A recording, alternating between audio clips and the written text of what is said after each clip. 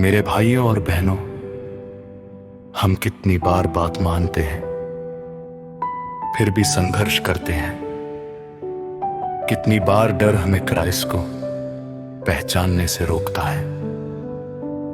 आज के गॉस्पेल में चेले एक नाव में हैं, उल्टी हवा के खिलाफ चप्पू चलाने की कोशिश कर रहे हैं। रात का सबसे अंधेरा समय है, उनके शरीर थक चुके हैं, उनके दिल डरे हुए हैं, और फिर भी वे ठीक वही हैं जहां जीसस ने उन्हें होने के लिए कहा था। सेंट मार्क हमें बताते हैं कि जीसस ने उन्हें नाव में चढ़ने के लिए कहा था। यह उनकी पसंद नहीं थी, यह बात मानना था। उनका संघर्ष बात ना मानना नहीं है, ये मुश्किलों में जी गई बात मानना है। जब जीसस उनके पास आते हैं पानी पर चलते हुए, तो वे उन्हें पहचान नहीं पाते। उन्हें लगता है कि वह एक भूत है और डर के मारे चिल्लाने लगते हैं। डर तब आता है जब विश्वास थक जाता है। ये विश्वास न करने वाले लोग नहीं हैं, बल्कि थके हुए विश्वासी हैं। डर तूफान को नकारता नहीं है, ये बस हमें यकीन दिलाता है कि तूफान क्राइस्ट से बड़ा है। ये हमारी नजर को बिगाड़ देता है ताकि जीसस भी दिलासा देने के बजाय डरावने लगे। ये हमारा अपना अनुभव है। हम क्राइस्ट को फॉलो करने की कोशिश करते हैं, हम प्रार्थना करते हैं, हम मास में आते हैं, हम सही तरीके से जीने की कोशिश करते हैं, और फिर भी हवाएं हमारे खिलाफ है। यहां हम सेंट तेरेसा ऑफ अविला के अनुभव को याद करते हैं। नए कार्मेलाइट कॉन्वेंट बनाने के लिए यात्रा करते समय ठीक वही करते हुए जो क्राइस्ट ने उनसे कहा था, उनकी गाड़ी कीचड़ वाली सड़क पर पलट गई। चोट लगी, भीगी हुई और थकी हुई, उसने स्वर्ग की ओर देखा और कहा, हे प्रभु, अगर आप अपने दोस्तों के साथ ऐसा व्यवहार करते हैं तो कोई हैरानी नहीं कि आपके इतने कम दोस्त हैं।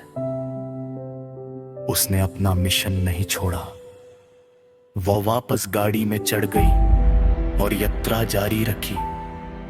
उनका जीवन हमें ये गॉस्पेल सच सिखाता है। बात मानने से हम तूफान से नहीं बचते, लेकिन क्राइस्ट की दोस्ती इसमें पाई जाती है।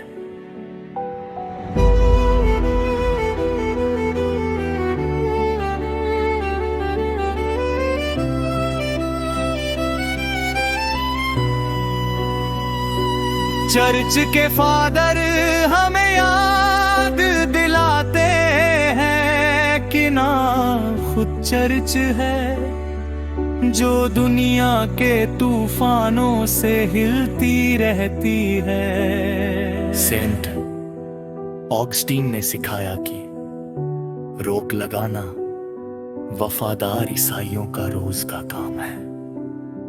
संघर्ष का मतलब ये नहीं है कि क्राइस्ट मौजूद नहीं है। सेंट मार्क हमें कुछ हैरान करने वाली बात बताते हैं। जीसस का मतलब था कि वे उनके पास से गुजर जाएं। वही भाषा जिसका इस्तेमाल पवित्र शास्त्र जब भगवान अपनी महिमा दिखाते हैं। और फिर जीसस बोलते हैं, हिम्मत रखो, मैं ही हूं, डरो मत। और जब वह नाव में चढ़ते हैं, हवा शांत हो जाती है। जीसस ने कभी तूफान मुक्त जीवन का वादा नहीं किया, उन्होंने तूफान में अपनी मौजूदगी का वादा किया। इसलिए अगर आप उनके पीछे चलने की कोशिश करते हुए संघर्ष कर रहे हैं, तो निराश न हो सकता है कि आप उनके जितने करीब हैं, आपको उतना नहीं लगता, आप नाव में हैं क्योंकि उसने आपको वहां रखा है। वो आपकी थकन देखता है और वो आपके पास आ रहा है। हमें अपने तूफानों में क्राइस्ट को पहचानने की कृपा मिले, खेते रहने की हिम्मत में, और ये भरोसा हो कि उसकी मौजूदगी संघर्ष की गैर मौजूदगी नहीं, काफी है।